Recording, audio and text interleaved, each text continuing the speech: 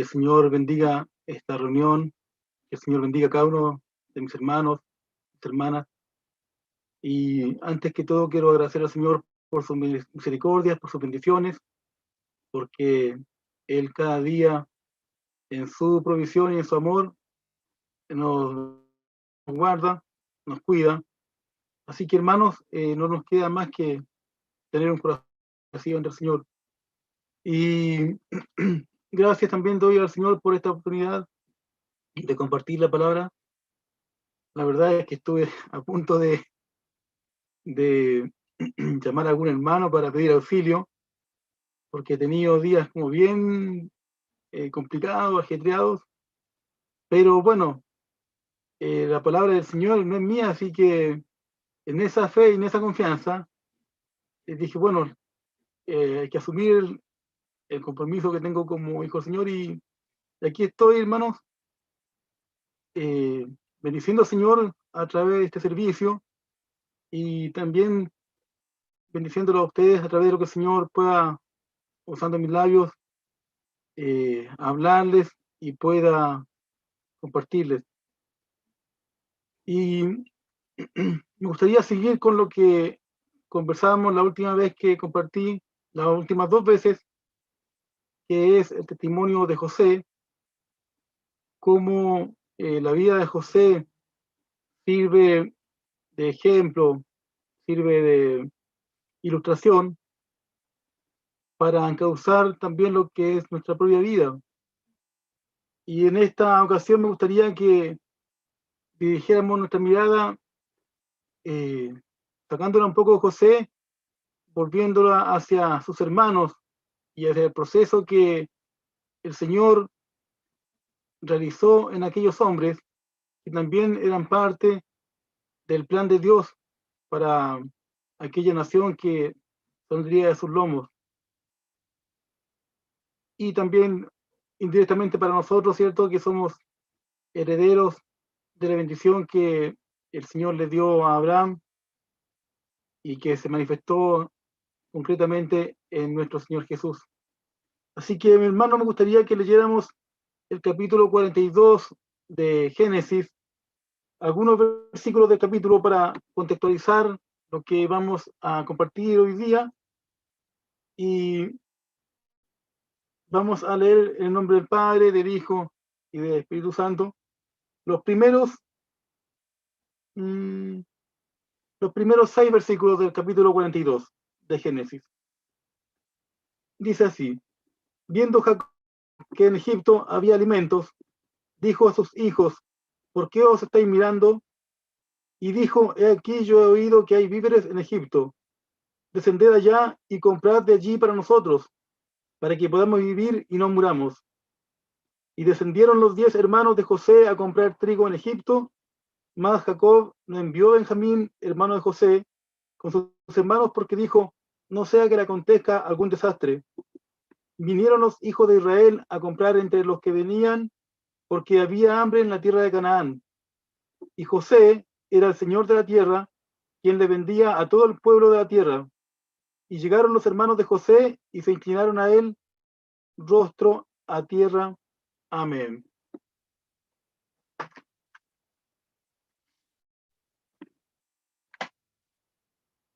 Ya compartimos, ¿cierto?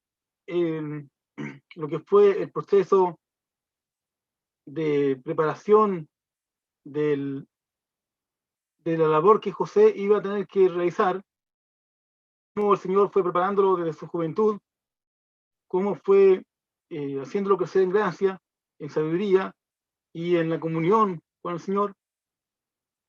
Vimos también, ¿cierto?, cómo después de las pruebas, las dificultades, la disciplina a la cual fue sometido, el Señor lo exaltó hasta llegar a ser el gobernador en Egipto. Y en ese punto, ¿cierto?, es donde se encuentra esta escena que acabamos de leer. José ya era lo que se podría decir en términos modernos, ¿cierto?, como el primer ministro de Egipto. El faraón podría ser equivalente al rey o al jefe de Estado, y el que hacía las funciones de jefe de gobierno o de gobierno propiamente tal era José, quien administraba aquella nación. Y en esa posición estaba cuando sucede, ¿cierto? Esto, vimos que el Señor le mostró al faraón lo que iba a suceder en los tiempos que venían, cómo iba a haber un periodo de abundancia y luego un periodo de escasez y de escasez extrema, ¿cierto? Que hacía prudente que ese periodo de abundancia fuera bien aprovechado para soportar los años que venían después. Y bueno, como el Señor le había mostrado a aquel hombre, aquel varón, así sucedió. Y el hambre se esparció por toda la tierra y llegó incluso a Canaán, que era donde vivía Jacob con sus hijos. Y seguramente, ¿cierto? Esta vida en la cual José estaba involucrado y en la cual estaba inmerso por el plan y por la provisión, por la providencia del Señor, seguramente era una vida muy acomodada, muy lujosa. Pensemos que era el primer ministro de un imperio que es considerado uno de los imperios más grandes de la historia humana. Imaginemos, ¿cierto?, todos los lujos que podamos considerar atendía a esta situación, y esos lujos seguramente estaban en aquel lugar y de esos lujos seguramente podía aprovechar también José. Por tanto, la vida que él estaba llevando en ese momento podría decirse que era una vida bastante privilegiada, muy privilegiada en realidad, pero sin perjuicio de aquello, debemos recordar que José era un extranjero, que José estaba en medio de una civilización pagana que no conocía al Señor, que José como extranjero seguramente estuvo siempre sometido a la oposición férrea de los nobles, de la gente perteneciente a la corte de aquel faraón, y por tanto, dentro de toda esa opulencia y esa magnanimidad en la cual vivía, seguramente también tenía periodos o situaciones estresantes, situaciones de ansiedad, y no debemos olvidar, ¿cierto?, que dentro de todo esto estaba el recuerdo de su familia, el recuerdo de aquellos hermanos que lo habían vendido y el recuerdo de su padre al cual nunca más pudo ver. Y por tanto, seguramente en esta situación, José siempre soñaba con la posibilidad de volver a reencontrarse con su familia. Y seguramente también en la comunión con el Señor esperaba que eso en algún momento iba a suceder. Y bueno, y así fue, cierto que sucedió, llegó el día cuando se produjo aquel encuentro con sus hermanos, por lo que uno puede inducir al leer el texto, seguramente José personalmente se dedicaba a estas labores, a estos oficios, de los cuales estaba a cargo, ¿cierto? Y en este caso era justamente la administración de todos aquellos recursos que pudieron lograr en los años de abundancia, y ahora el Señor estaba permitiendo que pudiera ser al pueblo de Egipto e incluso también a otras naciones, a gentes de otros lugares, a extranjeros que venían a comprar y recursos que en Egipto aún había de una manera posiblemente abundante, porque eso les daba, ¿cierto?, la posibilidad de poder vender también. Mientras tanto, en el resto del mundo estaba escaseando, estaba hambre y estaba la gente obviamente siendo víctima de situaciones muy adversas. Esto, hermano, en primer término debiera llevarnos, ¿cierto?, a plantearnos esta pregunta. ¿Cuántos de nosotros, hermanos, hemos aprendido que el Espíritu de Dios no solamente está con nosotros cuando estamos en la reunión, no solamente está con nosotros cuando estamos compartiendo una palabra, no solamente está con nosotros cuando estamos ministrando en un servicio, sino que el Espíritu de Dios también con nosotros cuando estamos realizando un trabajo, cuando estamos compartiendo con los compañeros de estudio, cuando estamos administrando nuestros negocios, y así en todo momento el Espíritu de Dios debe ser quien guíe nuestras acciones. Eso, hermanos, es lo que ocurría con José. De modo tal, ¿cierto?, que incluso un pagano como era el faraón pudo decir que en este hombre está el Espíritu de Dios. Era el Espíritu el que le daba a José la sabiduría, la templanza, le daba a José la fortaleza para soportar adversidades y también para poder actuar de una manera sabia en la abundancia y en los periodos de prosperidad.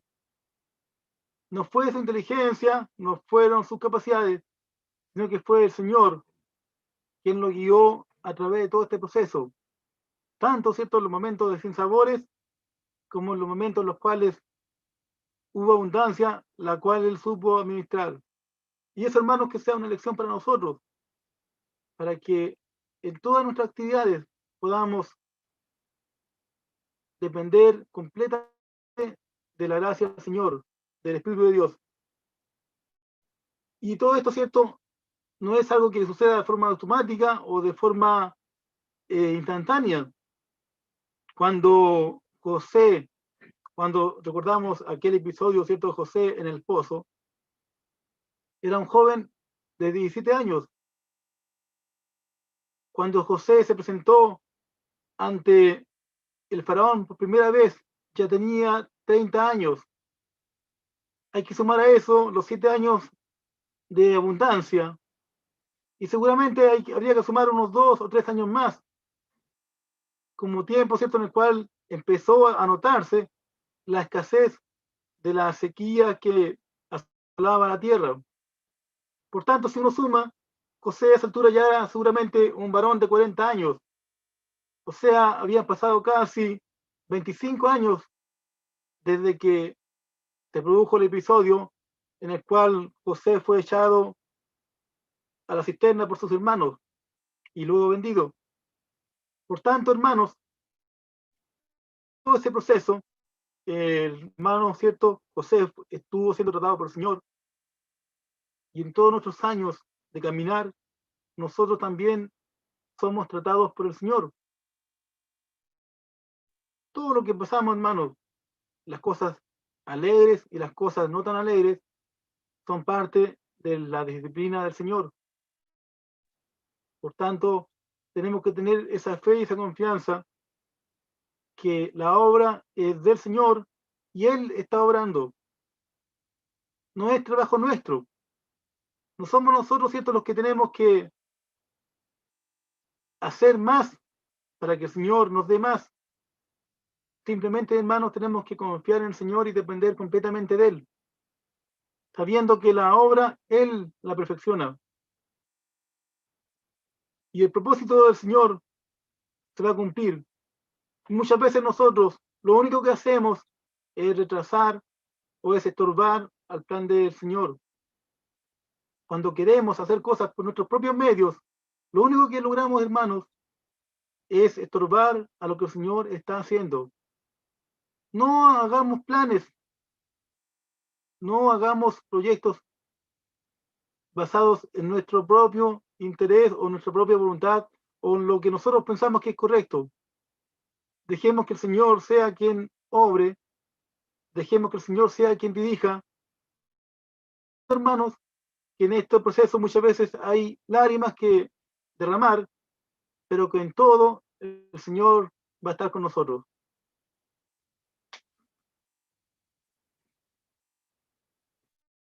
Parte, ¿cierto?, en la familia de Jacob, durante estos casi 25 años que tratamos, que transcurrieron hasta este momento, al parecer, ¿cierto? La vida fue una vida relativamente quieta. No hay mayores señas de sucesos críticos dentro de este periodo en la vida de Jacob, como sí, ¿cierto? La palabra nos relata en otros periodos, sobre todo en su juventud. Y quizás el único signo del paso del tiempo fue, ¿cierto?, esa natural debilidad que se iba haciendo más manifiesta cada día en Jacob.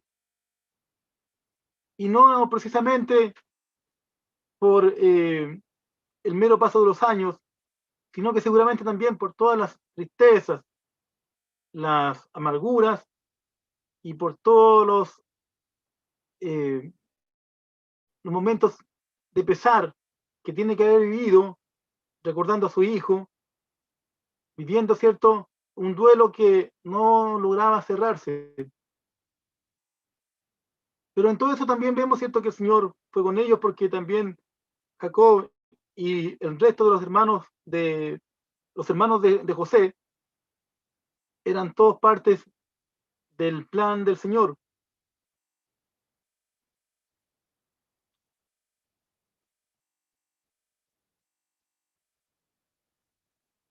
Y así, ¿cierto?, los hijos de Jacob ya habían llegado a ser padres de familia, hombres ya maduros, y seguramente todos estos hombres escondieron en los recovecos de su memoria el recuerdo de su hermano José.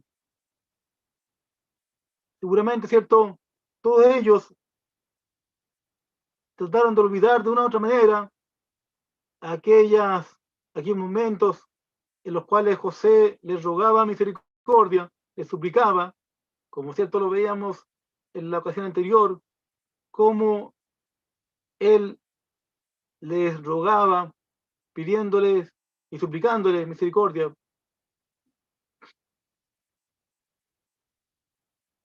Pero que hubiesen olvidado estos sucesos no significaba que sus almas hubiesen sido sanadas de aquel evento. Cuando un doctor cura una herida, no le pone un parche por encima solamente y deja que se sane, no. Tiene que hurgar, ¿cierto?, en esa herida, tiene que meter esos instrumentos quirúrgicos para limpiarla, y en eso provoca nuevamente dolor, provoca quizás nuevamente malestar, pero es necesario para que esa herida pueda sanar. Y vamos, ¿cierto?, a ver que de una manera providencial el Señor ordenó las cosas para que estos hombres que iban destinados también a ser padres de una gran nación pudieran llegar a tener la sanidad en sus vidas adecuada para que el Señor pudiera tratar con ellos.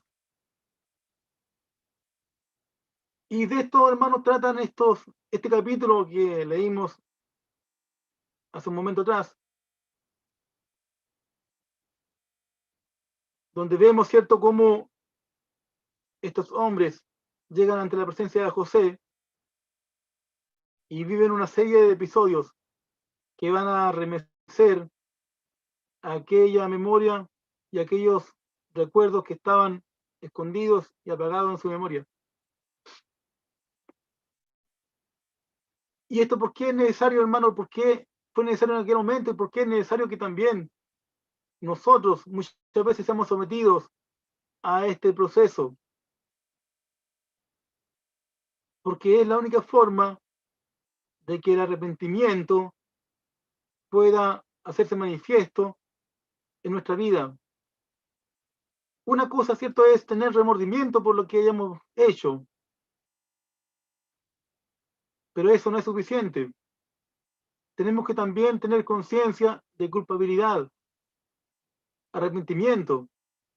Y para aquello es necesario, ¿cierto?, que aquellas actuaciones, aquellos actos, aquellos hechos que han ofendido a Dios o a nuestro hermano o a nuestro prójimo sean desnudados y sean traídos, ¿cierto?, a nuestra memoria, para que podamos ver la magnitud del mal que hemos causado.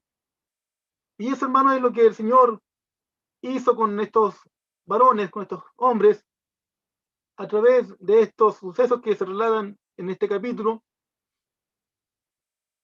Removió sus memorias y obró en ellos para arrepentimiento.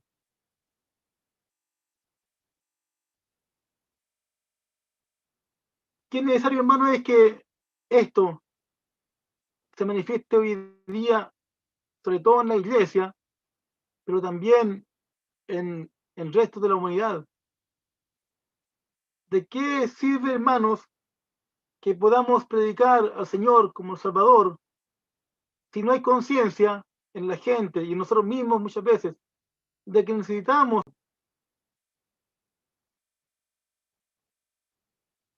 Y el mundo hoy día, hermanos, está en una situación de adormecimiento donde ha excluido a Dios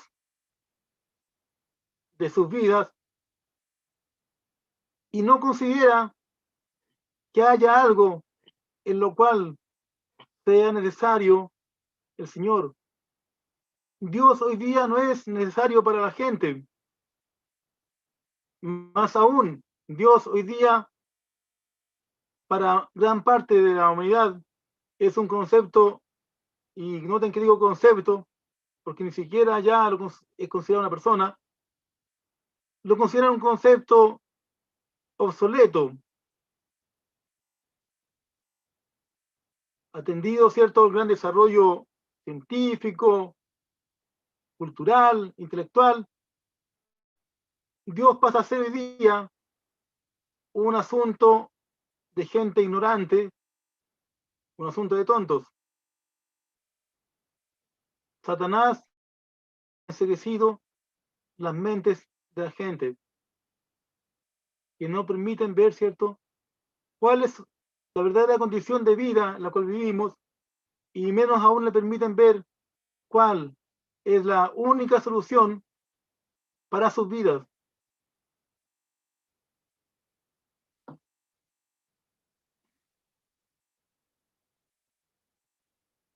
Bueno, toda esta situación de hambre, ¿cierto?, llevó a que en algún momento Jacob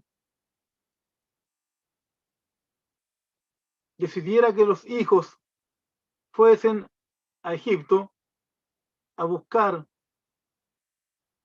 alimentos para comer.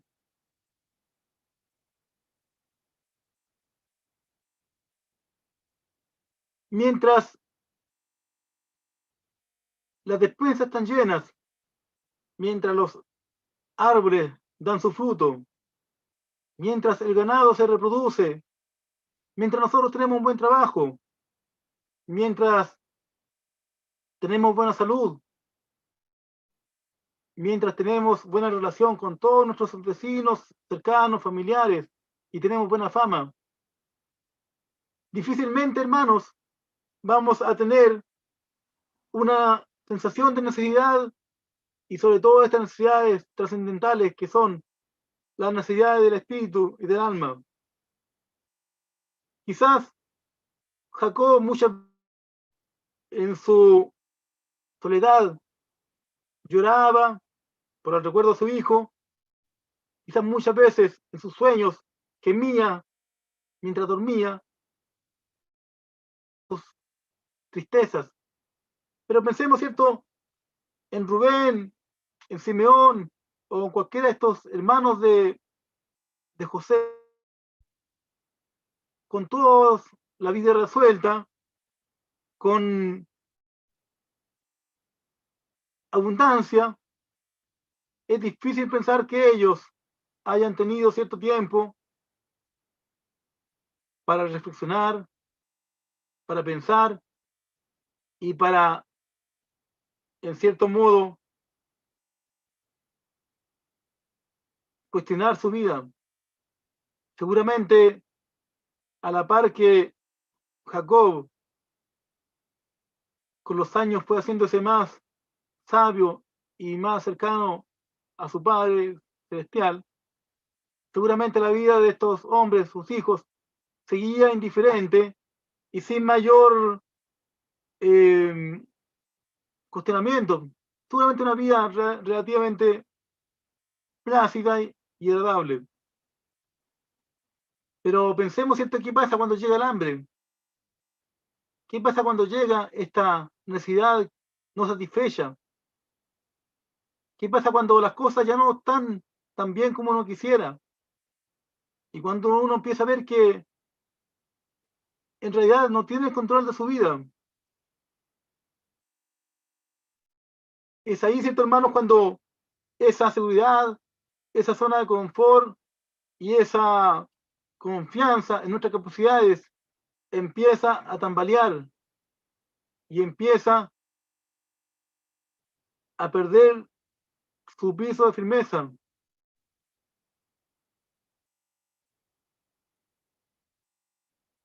Pero al mismo tiempo, hermanos, que nuestras confianzas empiezan a desaparecer, el Señor nos empieza a preparar para tener experiencias gloriosas con Él. Es la forma, ¿cierto?, que el Señor usa muchas veces para que nos acerquemos más a Él. Él nos prepara a través de las circunstancias de la vida. Y eso fue lo que pasó con estos hombres. Fue el paso previo que el Señor iba a hacer luego con ellos. Y eso es lo que hace el Señor, hermanos, cuando Él afecta nuestra salud, afecta nuestra economía, afecta nuestras relaciones. Como he dicho en otras ocasiones, no hay en el Señor nada casual. No hay casualidad. Hay causalidad quizás, pero no casualidad. Todo tiene una causa en el Señor, un propósito.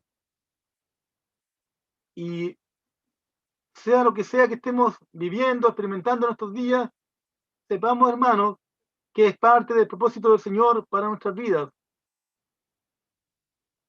Incluso aquellas cosas que nos parecen malas o que no entendemos, son parte del plan de Dios. Y solamente tenemos que confiar, hermanos, en la promesa que el Señor dejó, el Señor Jesús dejó, cuando dijo, ¿cierto? Venid a mí todos los que estáis trabajados y cargados, que yo os haré descansar. Esa promesa, hermanos, sigue vigente hoy día. Estamos pasando por situaciones difíciles. Vayamos al Señor y Él nos hará descansar. Él tomará nuestra carga.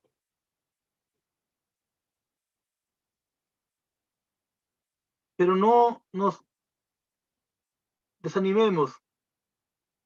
Sea lo que sea, hermanos, que estemos viviendo, no nos desanimemos. Porque estos hombres quizás no sabían, hermanos, que ese momento de estrechez a la cual estaban siendo sometidos, no sabían que era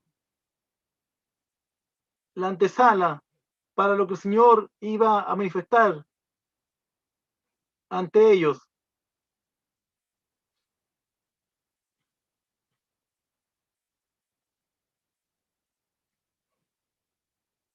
Si nosotros, hermanos, confiamos en el Señor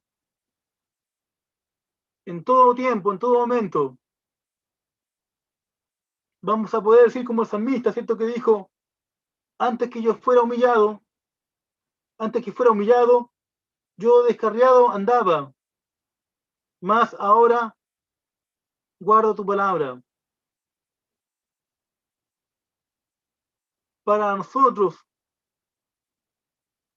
todo en la vida tiene un propósito, y ese propósito, hermanos, es que estemos cada día más en comunión con nuestro Dios.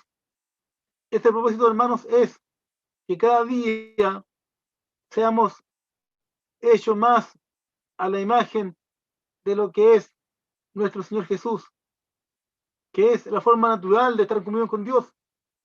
Si no estamos conformados a Cristo, no podemos tener comunión con el Padre. Por tanto, hermanos, tengamos claro, ¿cierto?, que si queremos ser como fue nuestro Maestro, tenemos que estar dispuestos a vivir la vida que Él vivió. Y ya todos sabemos, ¿cierto?, cuál fue el patrón de la vida de Cristo. No fueron los lujos, no fueron las buenas relaciones, no fue un estatus social alto, no, fue todo lo contrario. No significa, ¿cierto?, que el Señor no nos vaya a bendecir económicamente. No significa que vamos a ser odiados por toda la gente con la que nos relacionamos. En ningún caso. Pero sí el Señor nos hace saborear, hermanos, muchas veces parte de aquella copa que Él tuvo que beber. Muchas veces sí tenemos que vivir momentos de escasez. Muchas veces sí tenemos que ver afectada nuestra buena fama. Porque es la forma, ¿cierto?, como el Señor va demoliendo nuestra vida natural para que no sea nuestro yo el que se imponga, sino que en todo tiempo sea el Señor quien dé valor a nuestra vida. Y bueno, vemos, ¿cierto?, que llegan estos varones ante José y no le conocieron. Seguramente José estaba vestido con un vestido semejante a aquel vestido, ¿cierto?, que fue la gota que rebalsó el vaso en, en esa odiosidad que sentían los hermanos por él en su juventud. Y seguramente los hermanos lo que menos hubieran esperado, si es que pensaron ver a José en Egipto, lo que menos hubieran esperado era verlo vestido espléndidamente y menos aún convertido en un príncipe. Lo más probable, ¿cierto?, es que si ellos pensaron en José, los deben haber imaginado como un esclavo amarrado a cadenas y trabajando arduamente bajo azote para construir aquellas grandes pirámides y monumentos arquitectónicos que construyeron estos hombres, estos egipcios. Y por tanto, seguramente eso también ayudó, más allá del paso del tiempo, también, ¿cierto?, cooperó con aquello, el hecho de que en sus, no voy a decir peores sueños, pero en ningún caso seguramente pensaron que José iba a estar convertido en lo que el Señor lo había hecho. Y sin quererlo, cumplieron, ¿cierto?, el sueño de José. Se postraron en tierra como José lo había soñado. Y vemos, ¿cierto?, que José los conoció, evidentemente, sí los conoció. Y cuando él los conoce, los trató esa, los trató con indiferencia, seguramente recordando, ¿cierto?, aquel episodio en el cual sus hermanos lo echaron a la cisterna y luego lo vendieron, y seguramente para a lo mejor despertar y remover, ¿cierto?, en sus conciencias aquel momento de la historia común que tenían. De hecho, cuando los acusa de espía, lo más probable es que estaba haciendo alusión a las acusaciones que ellos le hicieron cuando él fue a buscarlos a Datán, porque se supone, ¿cierto?, que ellos pensaban que José los acusaba y para lo único que los iba a buscar era para ver lo mal que se comportaban y llevar un mal informe de ellos hacia su padre Jacob. Por tanto, de ese punto de vista, ¿cierto?, también lo consideraban un espía. Y en cierto modo, José repitió con ellos los hechos que sucedieron cuando sus hermanos lo metieron a la cisterna y lo vendieron. Los tuvo presos, ¿cierto?, 3 días, y también posiblemente esos 3 días de presidio les recordaron aquellos momentos que tuvieron a José encerrados en el pozo.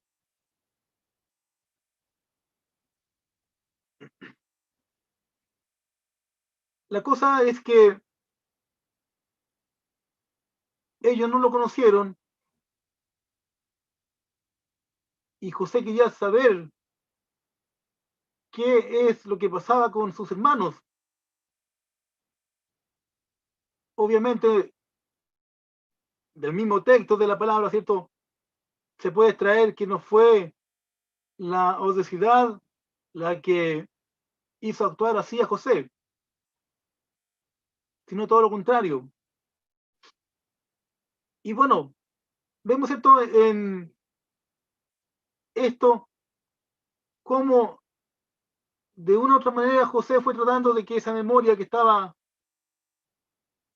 tenía recuerdos escondidos y apagados, pudiesen ser removidos. Vemos otro ejemplo, ¿cierto?, de esto, de, de cómo esta memoria muchas veces es estimulada a través del episodio de Elías y la viuda Sarepta. Si ustedes recuerdan, ¿cierto?, en Primera Reyes, capítulo 17, versículo 18, la mujer le dice a Elías: ¿has venido a mí para traer en memoria mis iniquidades? La muerte, ¿cierto?, de su hijo y la aparición de Elías, algo había sucedido en esta mujer que le había recordado pecados pasados. Muchas veces el Señor usa situaciones particulares, muchas veces, ¿cierto?, el Señor usa determinados hechos para estimular nuestra memoria y traer recuerdos que hemos querido enterrar en el olvido.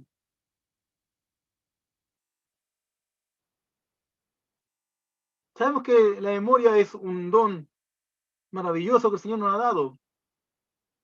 Si no fuera por eso, nuestra vida no tendría sentido prácticamente, porque si no tuviésemos memoria, no podríamos tener una historia de vida o una conciencia de historia de vida. Permaneceríamos, ¿cierto?, como en una eterna niñez, viviendo el día a día. Pero una cosa es la memoria y otra cosa son los recuerdos.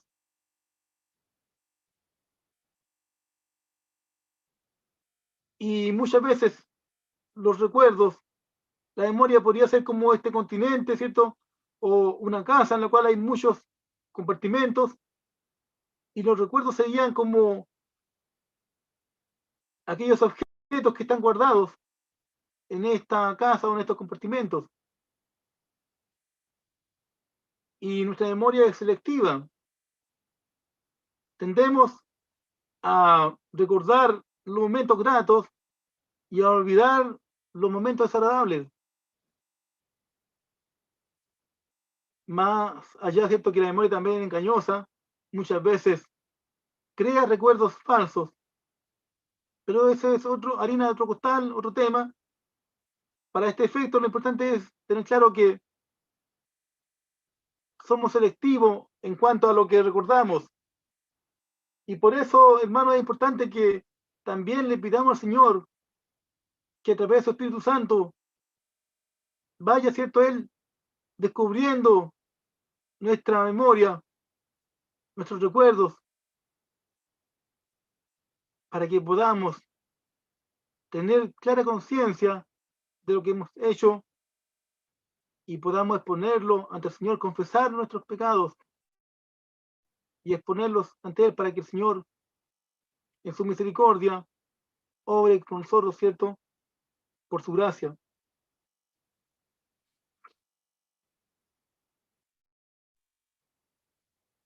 La cosa, hermano, es que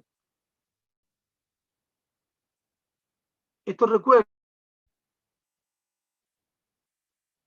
de pasados pueden ser efectivamente olvidados, pueden ser sepultados, escondidos, pero para que opere sanidad en nuestra vida, no basta con que olvidemos nuestros hechos, nuestros pecados, no solamente deben ser olvidados, deben ser sobre todo perdonados. Y esta es la razón seguramente por la cual el Señor permitió que estos recuerdos, ¿cierto?, fuesen expuestos de la manera que fueron expuestos ante estos hombres. Porque si nosotros vemos a través de la lectura de este capítulo del Génesis, nos damos cuenta que todas estas cosas que les fueron sucediendo, que intencionalmente las iba provocando José, finalmente lograron el propósito que seguramente él puso o tuvo en mente, y recordaron, ¿cierto?, aquel episodio en el cual actuaron tan vilmente contra su hermano.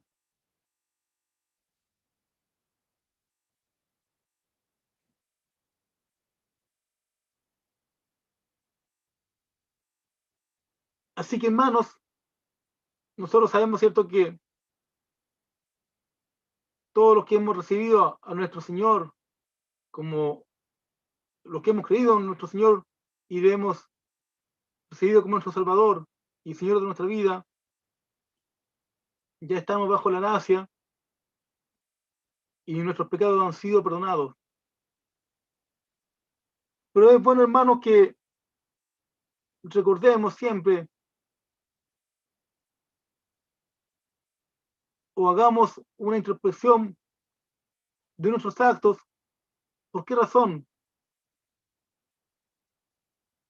Para que nunca nos consideremos más de lo que somos, para que siempre tengamos claro, ¿cierto?, quiénes somos, hombres y mujeres, pecadores, que por gracia tenemos vida eterna. Por gracia, hermano, no por nuestros buenos actos, no porque ya hayamos tenido una vida histórica, ¿cierto?, de bondad, de virtud, sino sencillamente por la gracia de Cristo. Y así, hermanos, podemos ver, ¿cierto?, podemos pensar a quién hemos ofendido. ¿Hay algún hermano a quien hemos ofendido? Y esa ofensa la dejamos sepultada en el olvido. ¿Hay algún hermano de quien somos deudores de alguna manera? ¿Hay hechos por los cuales debiésemos pedir perdón? Quizás a lo mejor no venga nadie al recuerdo nuestro, pero hermanos, sabemos que a lo menos hay un hermano a quien sí hemos ofendido, que es nuestro amado Señor Jesús. Y ese hermano, nuestro hermano mayor,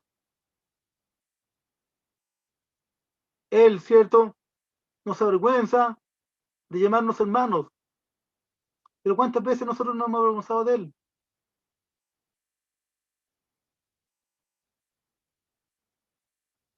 ¿Cuántas veces le hemos dado gracia por el sacrificio que hizo en la cruz? ¿Cuántas veces, hermanos, estamos dispuestos a dar nuestra vida porque Él dio su vida por nosotros?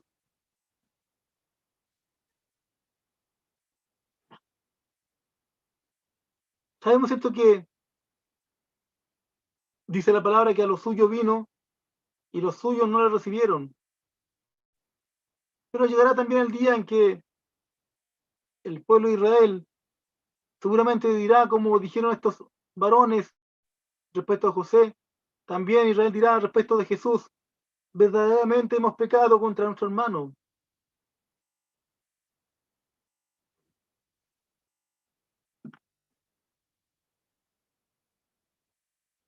Esa palabra, hermano, también nosotros podemos apropiárnosla con humildad y con tristeza, ¿cierto? Muchas veces debiéramos también llamar: hemos pecado contra nuestro hermano, contra nuestro Señor, contra aquel que dio su vida por nosotros. Y mientras estos varones, ¿cierto?, hablaban entre sí, recordando que habían pecado contra su hermano, ellos pensaban que José no les entendía, y José, por supuesto, les entendía.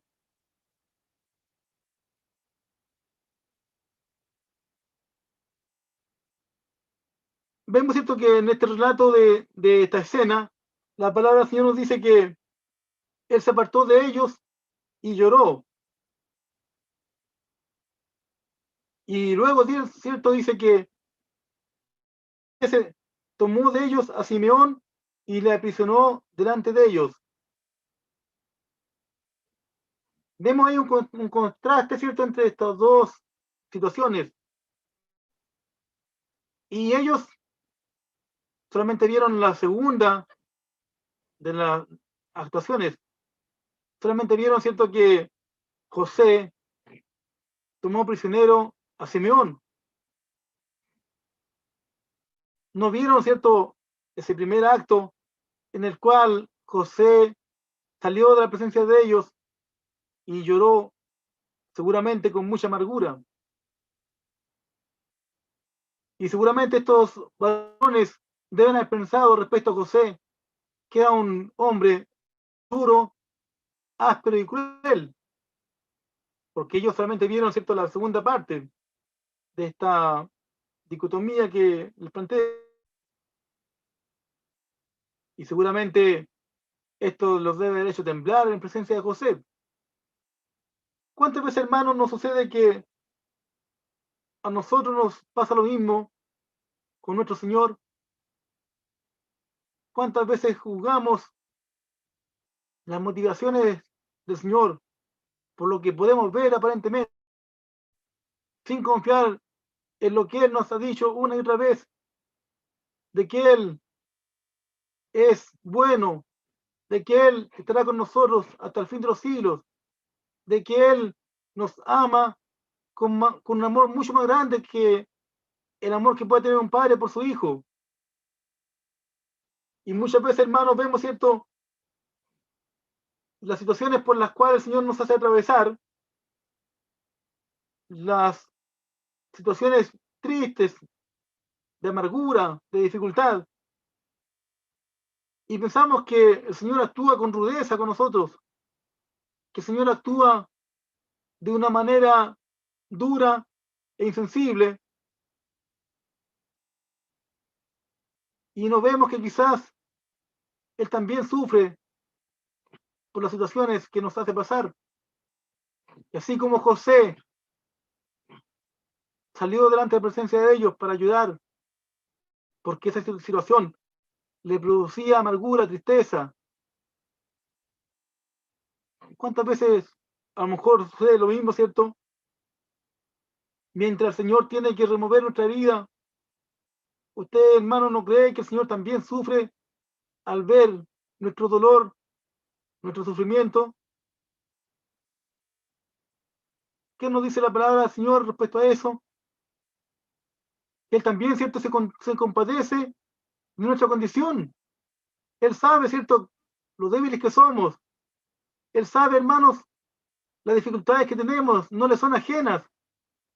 Él conoce cómo nosotros las experimentamos. Siempre decimos, ¿cierto?, que para entender el dolor ajeno hay que estar en los zapatos del otro. Bueno, el Señor, hermanos, es el único que puede estar en los zapatos de cualquiera de nosotros. No hay nadie que entienda más nuestro dolor, nuestro sufrimiento, nuestra angustia, que el Señor. Por tanto, hermanos, nunca olvidemos que nuestros sufrimientos, nuestros dolores, no le son ajenos a nosotros. Él los entiende, Él los compadece y Él los sufre también. No es un ser déspota que nos deja tirados a nuestra suerte para que nos la arreglemos como podamos. No, el Señor, su disciplina para nuestro bien. El Señor dispone las situaciones por las que atravesamos para nuestro beneficio. Y sabiendo, cierto, que esas situaciones van a redundar en bien para nosotros, no por eso Él dice el fin justifica los medios. No. Dentro de ese proceso de medios, también Él sabe y Él sufre por nuestro sufrimiento. Pero también Él nos fortalece, ¿cierto? También Él nos consuela. Dice el Señor que Él es quien hace la llaga, o quien hace la herida, pero Él la cura. Él es quien hace, cierto, la llaga, pero Él la venda. Él nos causa muchas veces dolores por nuestro bien, y Él también nos consuela en medio de ellos.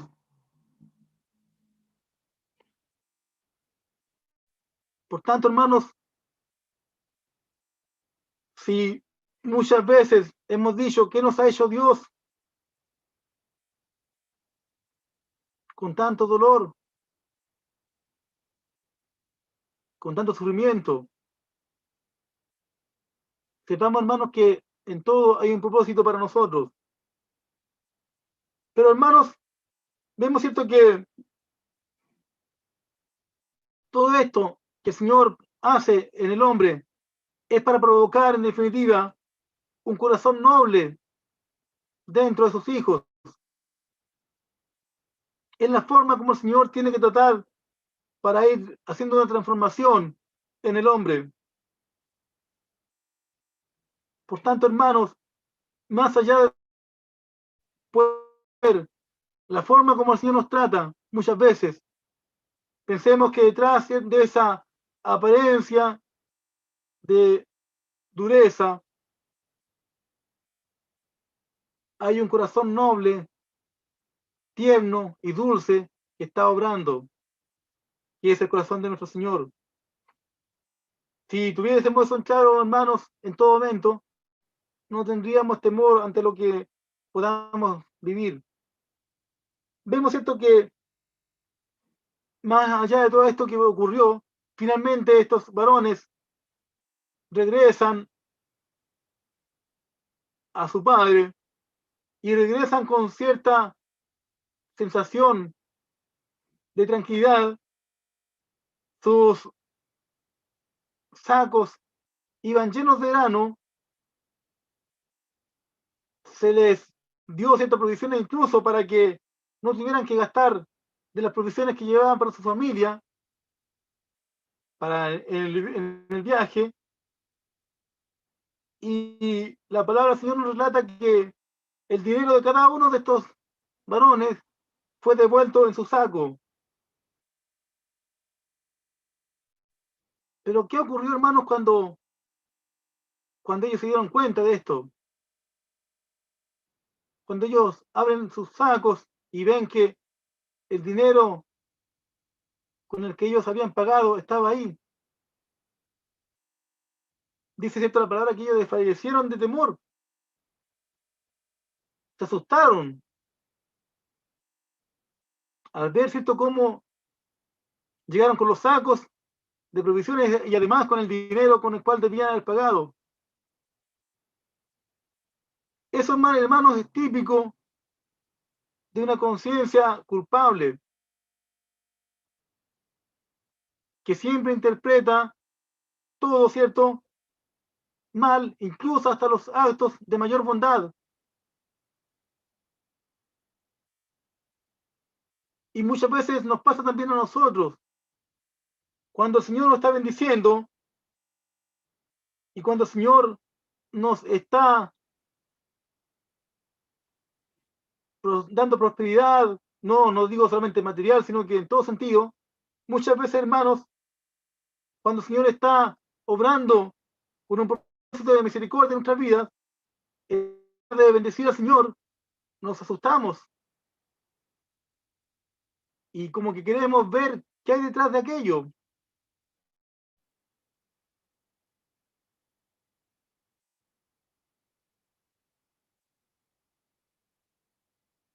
Y el Señor también nos dé esa felicidad, hermanos, de poder, así como el Señor nos fortalezca para sufrir con nobleza la disciplina y las dificultades que el Señor pone en nuestro camino, también el Señor nos dé la sabiduría para poder disfrutar de una manera sana y con gozo en el corazón las bendiciones que Él nos da.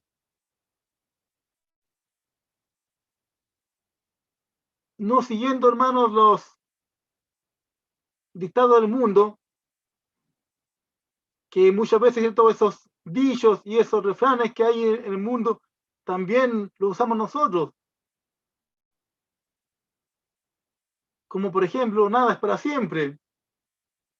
Y resulta que nosotros tenemos cierta certeza que sí, todo es para siempre, porque todo es Dios, Él es nuestro todo. Por tanto, en Él tenemos certeza de eternidad. Pero muchas veces, aunque hablamos de la eternidad del Señor, de la eternidad de su amor, de su gracia, estamos por obra del enemigo, siendo hombres que somos hallados faltas de fe, decididos por el Señor, estamos planeando qué hacer para el día siguiente. Como judíos, ¿cierto? Cuando recibían el maná del Señor día tras día, pero en su incredulidad trataban de juntar más para asegurarse para el día siguiente. ¿Y qué pasaba con aquellos alimentos? Se corrompían, ¿cierto? Se echaban a perder. Por tanto, hermanos, aprendamos en el Señor a disfrutar de las bendiciones que el Señor nos da en todo tiempo. Disfrutemos, hermanos, del amor de nuestros hermanos.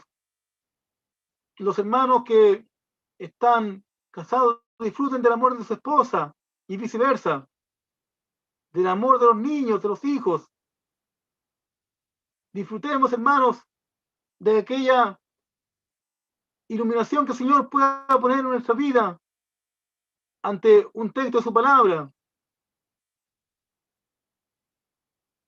Disfrutemos de las bendiciones que el Señor nos da, hermanos, de la salud que tenemos. Tenemos salud, todos los que estamos en esta reunión. No estemos asustados por si mañana vamos a contraer el COVID o qué sé yo.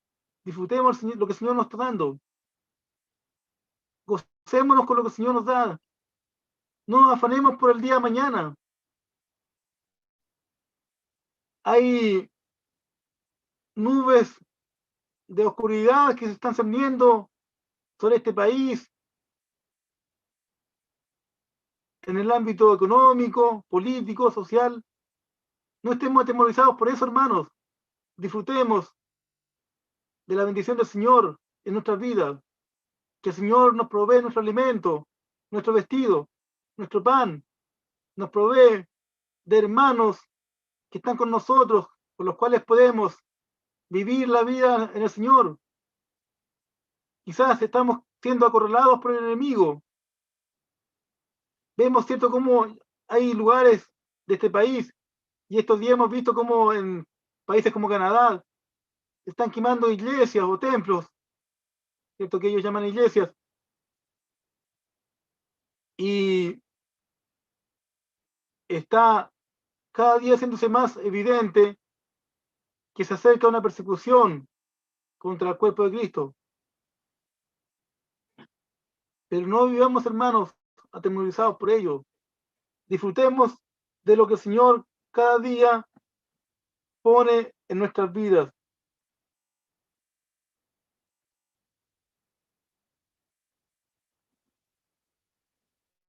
Vemos, ciertos hermanos, que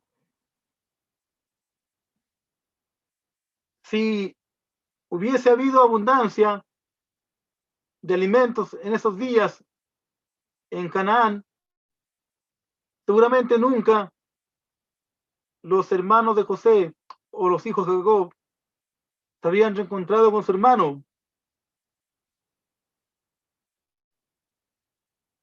Pero el Señor ordenó las cosas de manera, cierto, que su propósito se pueda a cumplir en esta familia. Y así fue, cierto, como el hambre llevó o empujó a esta familia para ir a Egipto. Y si no hubiese sido por eso, los hijos de Jacob no hubieran tenido que volver por segunda vez a aquella tierra de Egipto.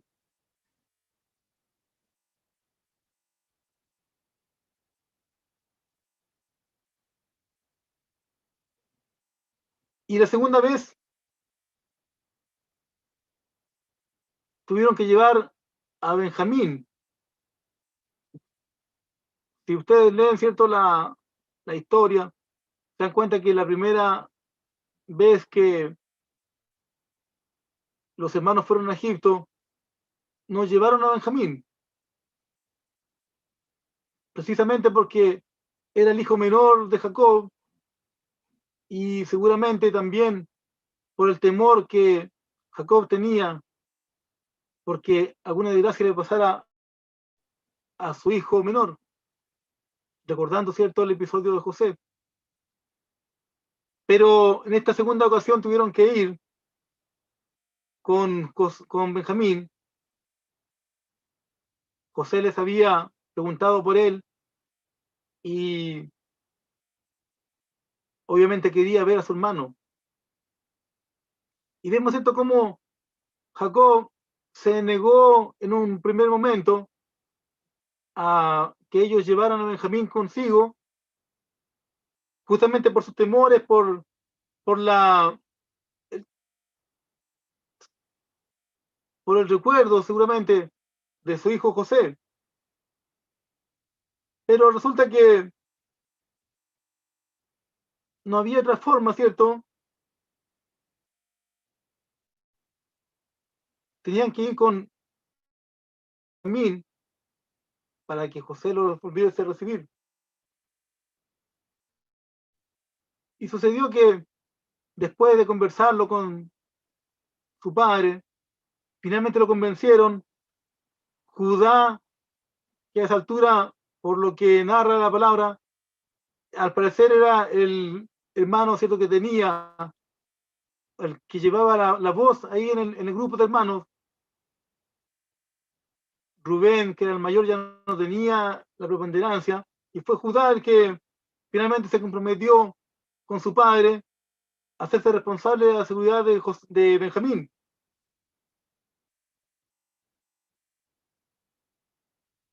Y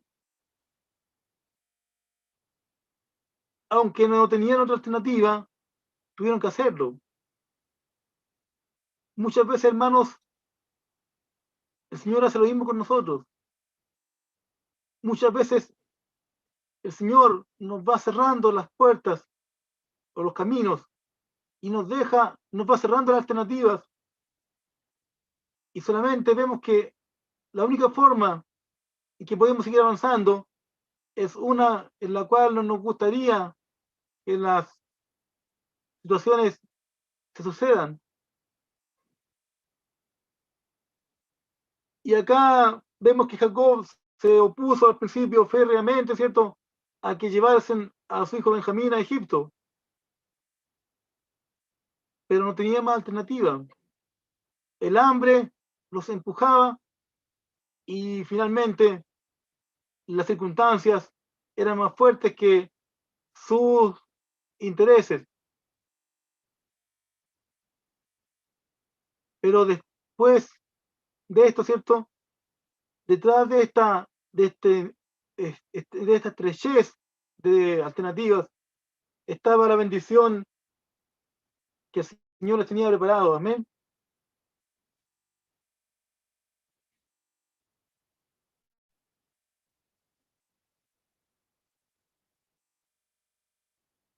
Cuando nosotros, hermanos, pensamos en nuestra vida, cuando nosotros vemos que en los momentos de abundancia, en los momentos de juventud, de dinero, de belleza, de éxito, de salud,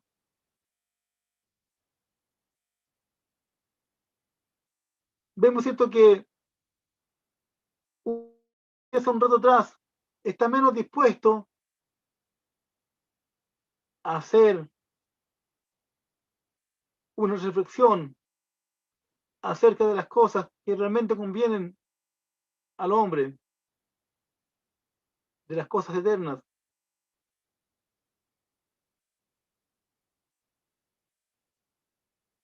Y por tanto, hermanos, muchas veces es necesario, ¿cierto?, que el Señor traiga el hambre a nuestras vidas. Muchas veces es necesario que el Señor nos haga perder nuestra posición, que el Señor nos haga perder nuestros amigos. Muchas veces es necesario, ¿cierto?, que tomemos conciencia de que hemos perdido la salud, que se fue la juventud, que se fue la belleza de nuestra vida. Muchas veces es necesario, ¿cierto?, que veamos que ya José no está con nosotros, que Simeón no está.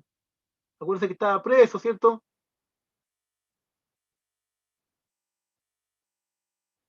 Y que Benjamín seguramente podría ser quitado también. Y eso es lo que le ocurría a Jacob.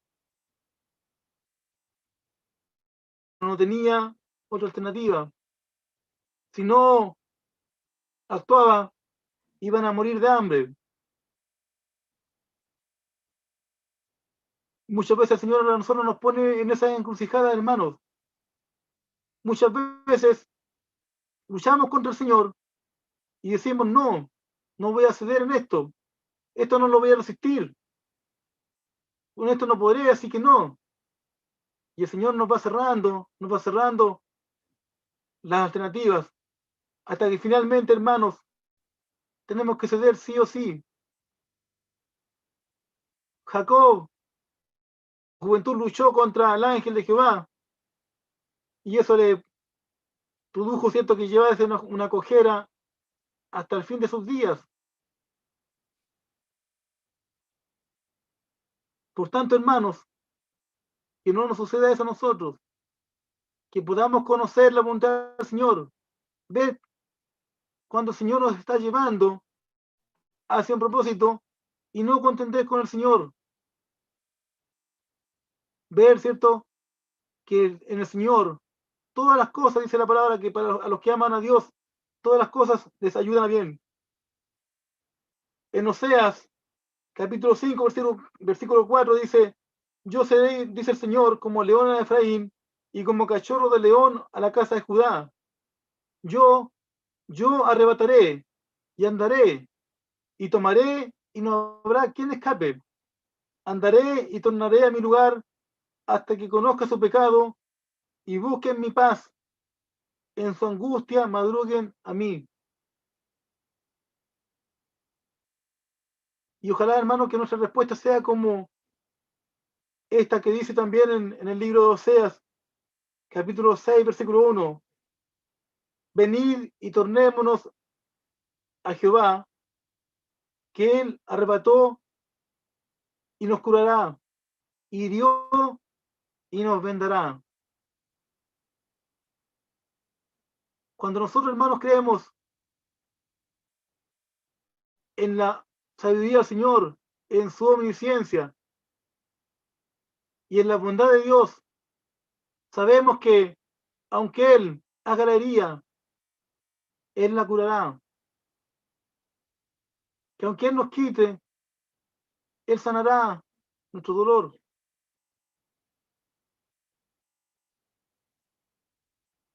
Quizás, hermanos, estos varones llevaban años, ¿cierto?, con su conciencia dormida, con esos recuerdos tapados, escondidos. Y mientras eso sucediera, ¿sí?, no habría paz entre ellos y José. Por una parte, ellos no tendrían nunca, ¿cierto?, la certeza de que Él los había perdonado.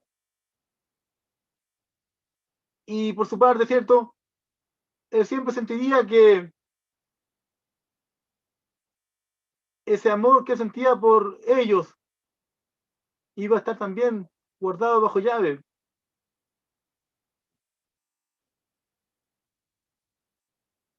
Y esto incluso a nosotros con nuestros hermanos, con nuestras amistades muchas veces, y también con el Señor. Y por tanto, si algo claro en nosotros, hermanos, es que la conciencia tiene que ser despertada y debemos arrepentirnos, debemos confesar nuestros pecados cuando hemos pecado. Y eso, hermanos, fue lo que animó la conducta de José. José, para despertar la conciencia de sus hermanos, replicó esa escena, ¿cierto?, en la cual él fue victimizado por ellos hasta lo más posible. Por esa razón, como decía, ¿cierto?, es que los acusó de espías. Por esa razón es que los puso en la cárcel por 3 días para que recordaran, tuviesen el recuerdo, ¿cierto?, de que eso mismo habían hecho ellos con su hermano cuando lo metieron a la cisterna, al pozo. Cuando nosotros, hermanos, entendemos mejor la naturaleza de nuestras propias iniquidades, es cuando experimentamos el trato que hemos dado a otros.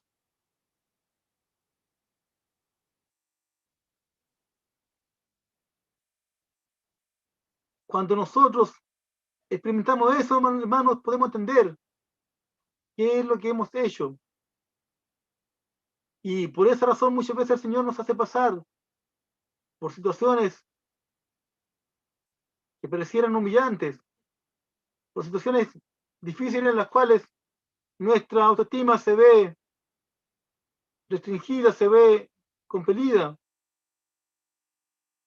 Pero de esa manera, hermanos, podemos, ¿cierto?, llegar a decir, verdaderamente nosotros hemos pecado contra nuestro hermano.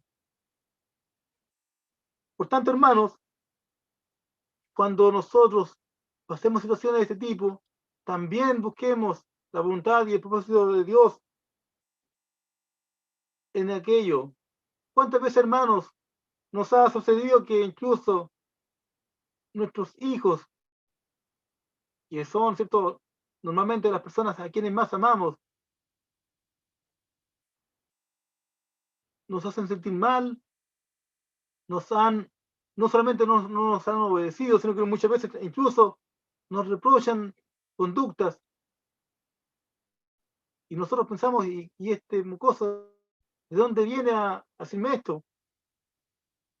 Que eso, hermanos, también nos haga meditar acerca de lo que Dios muchas veces siente con nosotros, ¿cierto? Sus hijos, como muchas veces reprochamos a Dios situaciones por las cuales nos hace atravesar.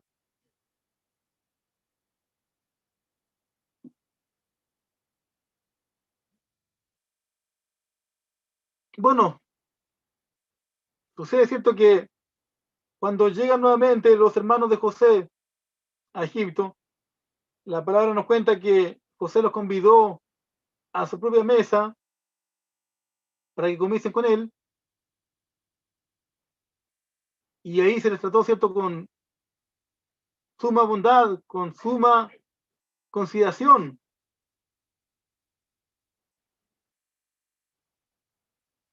como si fuesen dignatarios de otro estado prácticamente.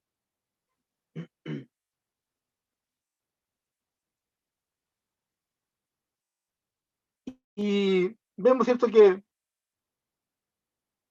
cuando José saluda a Benjamín,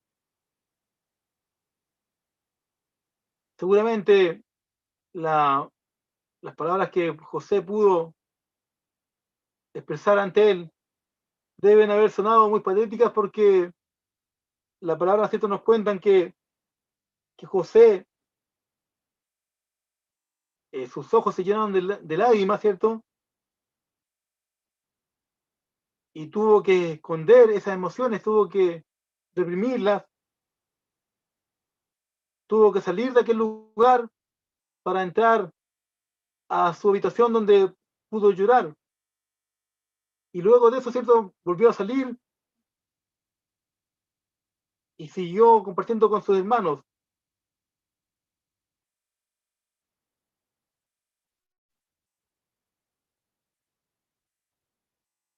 Cuando nosotros, hermanos, pensamos en nuestro Señor Jesús y vemos cómo, como le decía hace un momento atrás, muchas veces en su trato hacia nosotros parece duro y áspero. Nuevamente les digo, hermanos, no juzguemos las cosas con nuestra vista material. Pidámosle al Señor que nos dé vista espiritual, que nos permita ver, ¿cierto?, aquella realidad que está escondida a este mundo físico, aquella realidad en la cual podemos ver, ¿cierto?, cómo el Señor obra con amor, con misericordia, con bondad infinita hacia nosotros, cómo el Señor pone banquetes frente a nosotros, así como José puso esa mesa espléndida para sus hermanos.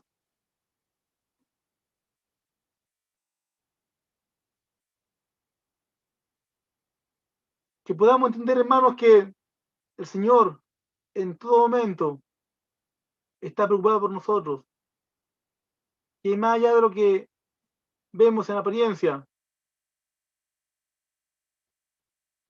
el Señor está profundamente involucrado con nuestras vidas, con cada momento de nuestra vida.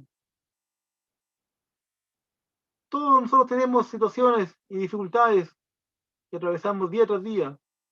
Todos nosotros, hermanos, estamos sujetos a accidentes, a enfermedades. Yo no sé cuál es la situación por la cual usted esté atravesando el día de mañana o la que pueda estar atravesando el día mismo, pero el Señor, hermano, sí la sabe. El Señor sí la conoce y el Señor la tiene pero completamente en consideración. No hay nada de nosotros, hermanos, que esté ajeno a su providencia, a su misericordia y a su amor. Por tanto, hermanos, confiemos en el Señor, que Él está obrando bien para nuestras vidas.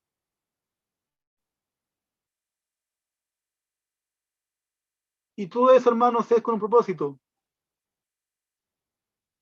que es ese destino eterno que tenemos en Él.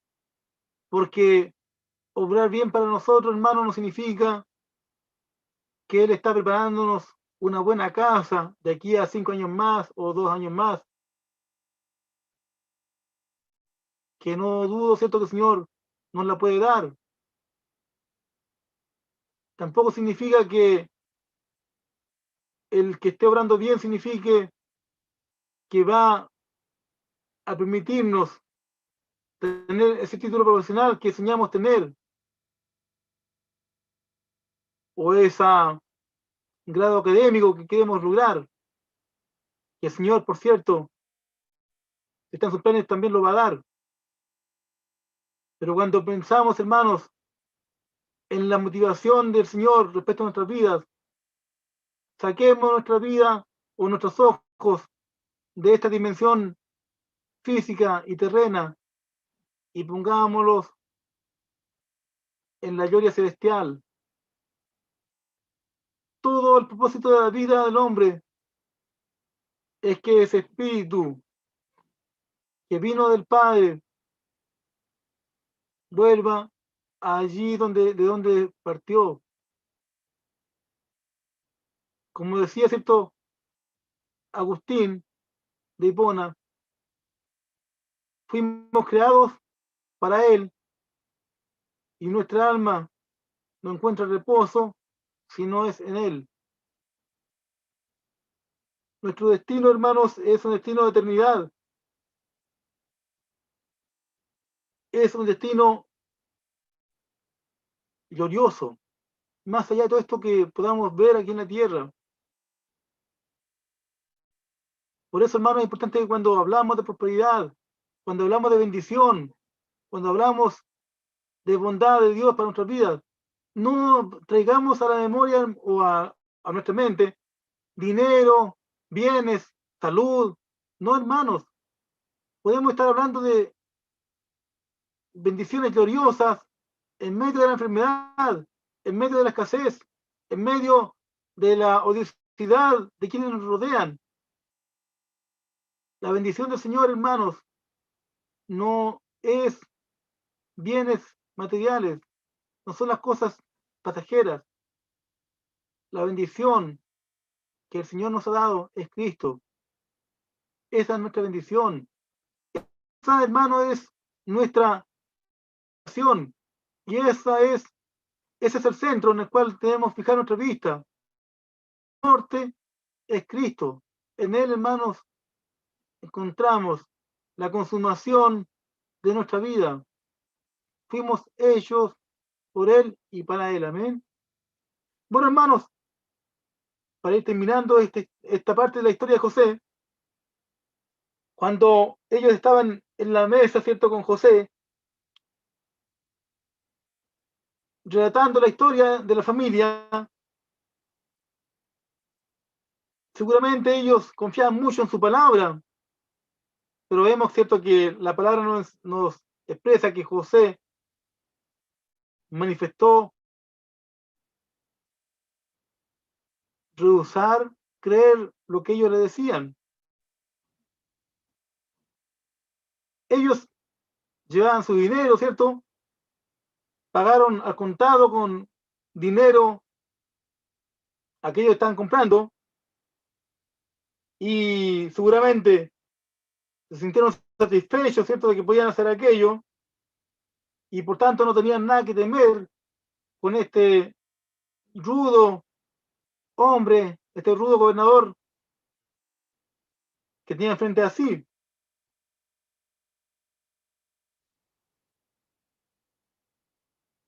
Pero ¿qué sucedió, cierto? Que cuando llegaron en el viaje a la primera posada donde pudieron descansar, se dieron cuenta que el dinero con el que habían pagado iba en el saco. Entonces se sobresaltaron y dijeron, ¿qué es esto que nos ha hecho Dios?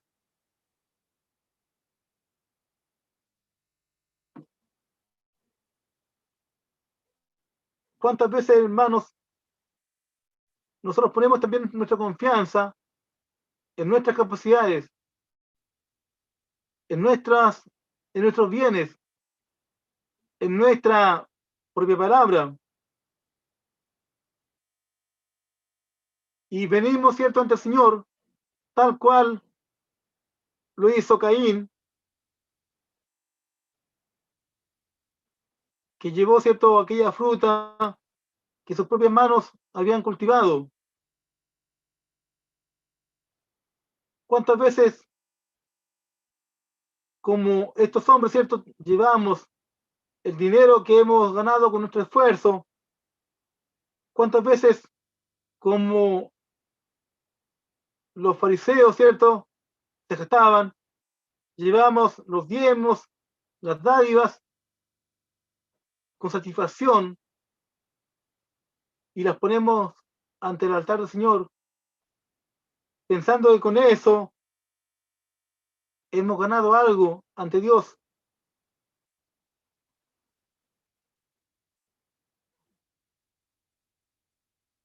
Pero la misericordia del Señor, ¿cierto?, no puede ser comprada. La misericordia del Señor no puede ser pagada con dinero. Y la misericordia del Señor no podemos ganarla con algo que podamos traer ante Él. Es un regalo de Dios.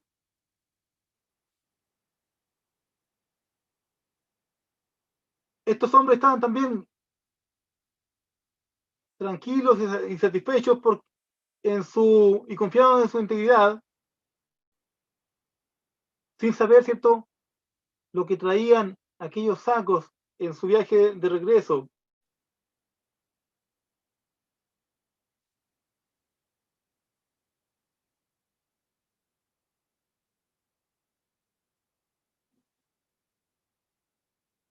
Y bueno, en su segundo viaje, ellos se iban nuevamente satisfechos,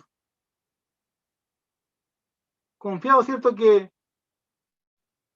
todo estaba ok, todo estaba bien. Pero cuando ellos iban saliendo, escucharon la voz de aquel mayordomo que le gritaba: deteneos, deteneos, ¿por qué habéis pagado mal por bien?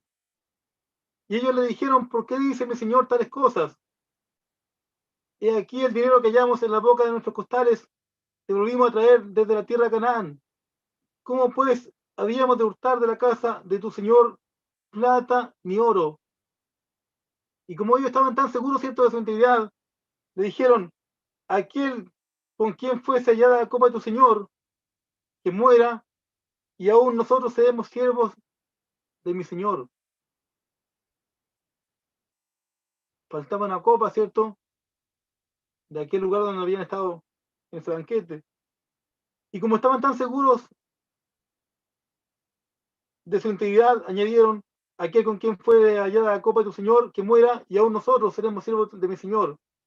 Ellos entonces diéronse prisa y derribaron cada uno su costal a tierra, y abrieron cada uno su costal.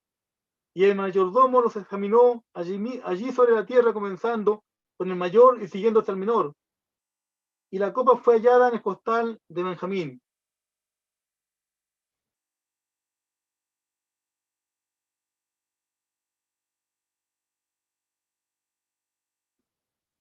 ¿Se imaginan, hermanos, ese momento para ellos?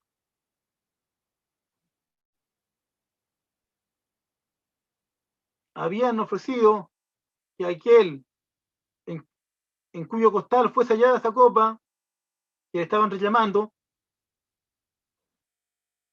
muriese. Imagínense que para su padre. Bueno, fue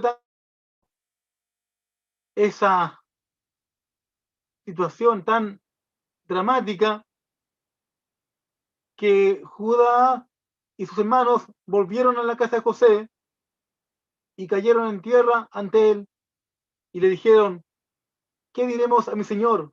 ¿Qué hablaremos? ¿O con qué nos justificaremos? Dios ha descubierto la maldad de sus siervos. A esa altura, hermanos, ya toda aquella confianza en sí mismo, toda aquella caparazón, ¿cierto?, de seguridad, había desaparecido de aquellos hombres. Finalmente, ¿cierto?, estaban desnudos ante Dios y no les quedaba más que confesar su pecado. Y a esa altura, ¿cierto?, lo único que ya les quedaba era pedir misericordia. Eso es lo que muchas veces el Señor tiene que hacer con nosotros, hermanos. Muchas veces el Señor tiene que llevar las cosas hasta el extremo en que ya todo aquello que nos da seguridad, nos da confianza, se derrumba. Y lo único que nos queda por hacer es pedir misericordia ante el Señor. Por otra parte, hermanos, ¿cuántas veces hay hombres, cierto, que se parecen a Benjamín, que son naturalmente hermosos y cándidos, y uno jamás imaginaría que puedan esconder algo de lo cual les pudiesen sentir arrepentimiento? Vemos, cierto, la escena en que Jesús habla con el joven rico y aparentemente cumplía todas las obligaciones que le imponía la religión. Muchas veces actuamos de esa manera. Vemos personas, cierto, a las cuales nos parece que no hay forma de imputarle un pecado, y ellos mismos tampoco se imputan a sí mismos pecado ante Dios. Pero esa forma, hermanos, de razonar está llena de defectos, porque eso lo pensamos cuando comparamos un pecador contra otro pecador más falto, quizás.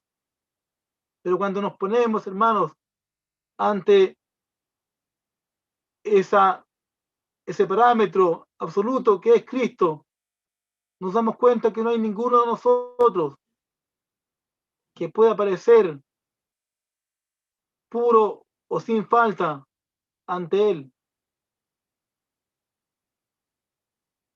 Nunca, hermanos, tenemos que tener o perder de vista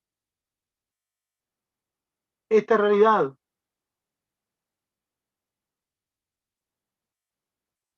Ante el Señor siempre vamos a ser hallados faltos. Ante su santidad siempre vamos a ser hallados faltos. Por esa razón, hermanos, es que tenemos que estar constantemente volviendo nuestra vista hacia Él, para que su santidad descubra nuestra imperfección, y eso haga que tengamos cada día que acercarnos con un corazón contrito y humillado ante Él, sintiendo la necesidad que tenemos de Él, sintiendo esa necesidad que tenemos de que su vida nos dé vida, de que su justicia nos justifique, de que su santidad nos santifique.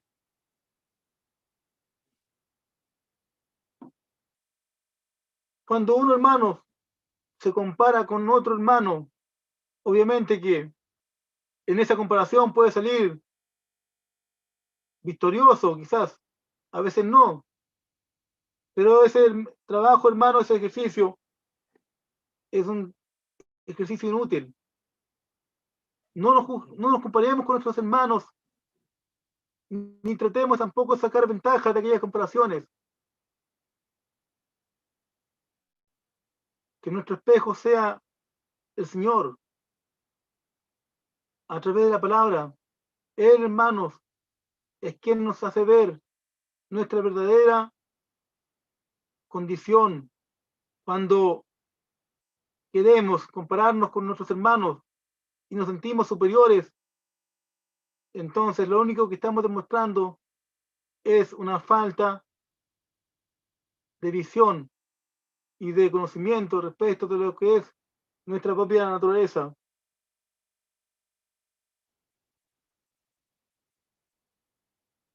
Siempre, hermanos, en nuestro saco va a haber una copa hurtada. Siempre postal va a haber una copa de plata que fue robada. Siempre ante el Señor vamos a ser hallados culpables. No tenemos forma, hermanos,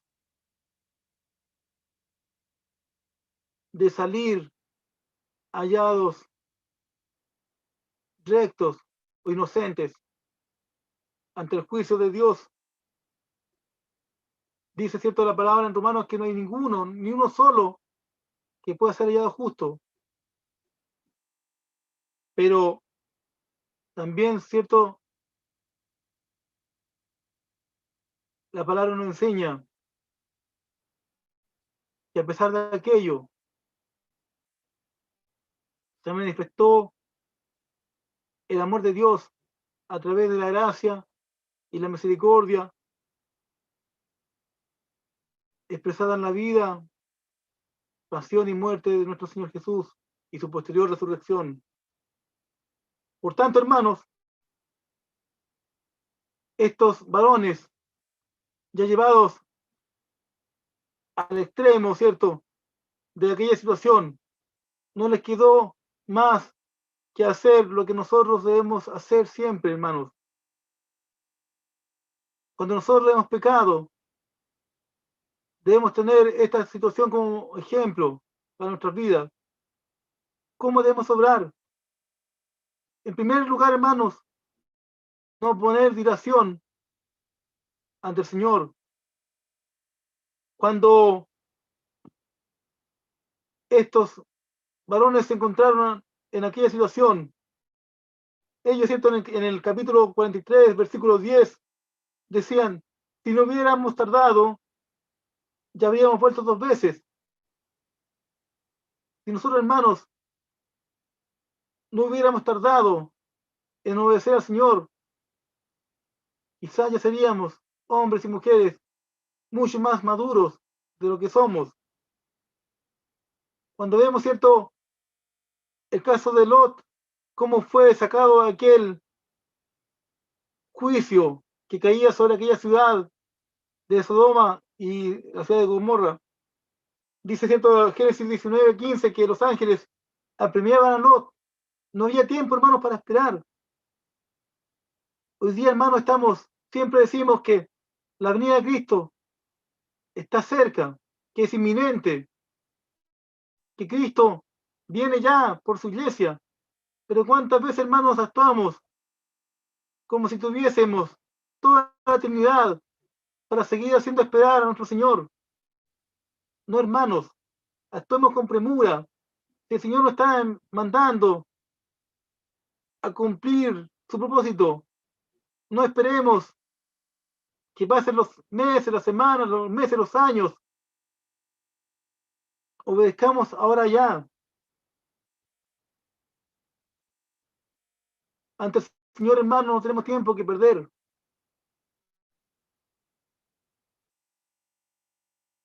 El reloj, ¿cierto?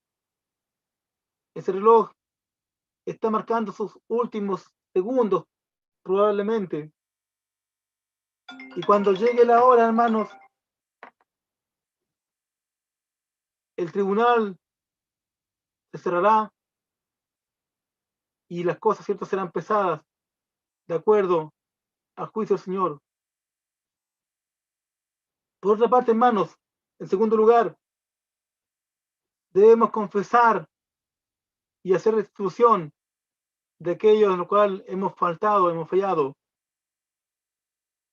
Como hicieron estos varones, acercáronse pues al mayordomo de la casa de José y hablaron con él. Y le dijeron todo lo sucedido, como habían encontrado el dinero y se lo ofrecieron en su pleno peso, ¿cierto? Cuando nosotros, hermanos, después de haber leído esta historia, entendamos esto, acerquémonos al Señor, digámosles todo lo que hay en nuestro corazón, restituyámosles lo que hemos tomado injustamente. En Salmos 32:3 dice el salmista, mientras yo callaba, te gastaron mis huesos con mi continuo gemido, porque de día y de noche tu mano se agravaba sobre mí. Volvióse mi verdor en sequedades de verano. Te hice manifiesto mi pecado y no encubrí mi iniquidad. Dije, confesaré contra mí mis transgresiones a Jehová, y tú perdonaste la iniquidad de mi pecado. En Proverbios 28:13 dice, el que encubre sus transgresiones no prosperará, mas el que confiesa y las abandona alcanzará misericordia. Sigamos el ejemplo, hermanos, de estos varones. Reconozcamos, confesemos y restituyamos lo que hemos tomado injustamente de nuestro Señor. Y en tercer lugar, hermanos, arrojémonos sobre la misericordia de Cristo. Y con esto, hermano, termino. Judá, hermanos, no se inculpó ni a sí mismo ni a sus hermanos. Seguramente si hubiese hecho eso, habría perdido en el acto su causa. Hizo lo más sabio que podía hacer. Pidió misericordia, misericordia para sí mismo, misericordia para aquel joven Benjamín y misericordia para su padre anciano ya. Eso, hermanos, es lo que debemos hacer nosotros también ante el Señor. Cuando hemos fallado, cuando hemos pecado ante Él, confesemos nuestro pecado y pidamos misericordia al Señor. No entremos en juicio con Él, en discusión con Él. Simplemente, hermanos, confesemos ante Él nuestras acciones y pidamos misericordia.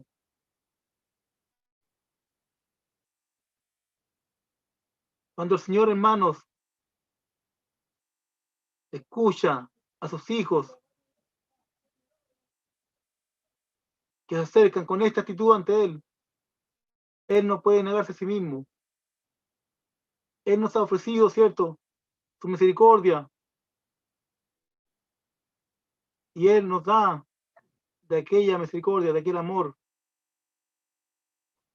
que este testimonio, hermano, de estos hombres que fueron tratados por el Señor, al igual que como fue tratado José, sirva también para nosotros de ejemplo, que podamos acercarnos cada día ante el Señor con esta actitud.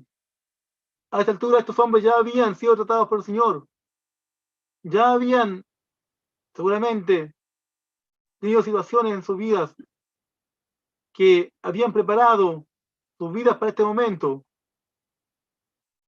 No eran aquellos jóvenes arrogantes, aquellos jóvenes, ¿cierto?, rudos, duros, insensibles. A esta altura ya el Señor había tratado con ellos de modo tal, ¿cierto?, que simplemente terminaron pidiendo misericordia. Y eso, hermanos, es la actitud más sabia que podemos adoptar nosotros. No sé, hermanos, que estamos viviendo cada cual, pero lo único que podemos hacer, que nos garantiza, hermanos, una respuesta coherente con el fin para el cual fuimos creados, es que nos, con este corazón humilde, con este corazón contrito, porque ese tipo de corazón el Señor no lo desprecia, no lo desdecha. Que el Señor nos bendiga, hermanos. Les pido disculpas por lo largo que se hizo este momento, pero era necesario terminar aquí para no dejar esta parte inconclusa.